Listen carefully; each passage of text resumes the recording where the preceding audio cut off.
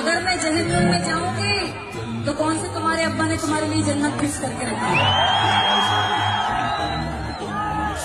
اس سنسار میں شہنازت کر تو کیا کوئی بھی ویکتی بتا نہیں سکتا کہ کون سورگ میں اور کون نرک میں جائے گا۔ Wake up to reality.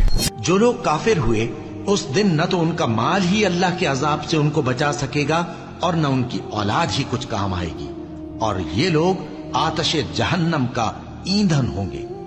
ان کا حال بھی فرعونیوں اور ان سے پہلے لوگوں کا سا ہوگا جنہوں نے ہماری آیتوں کی تکذیب کی تھی، تو اللہ نے ان کو ان کے گناہوں کے سبب عذاب میں پکڑ لیا تھا، اور اللہ سخت عذاب کرنے والا ہے۔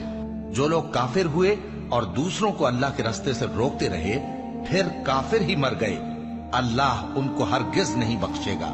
تو مسلمانوں، تم ہمت نہ ہارو اور دشمنوں کو صلح کی طرف نہ بلاؤ، اور تم ہی غالب رہو گے، اور اللہ تمہارے ساتھ ہے، وہ ہرگز تمہارے اعمال کو کم اور ضائع نہیں کرے گا۔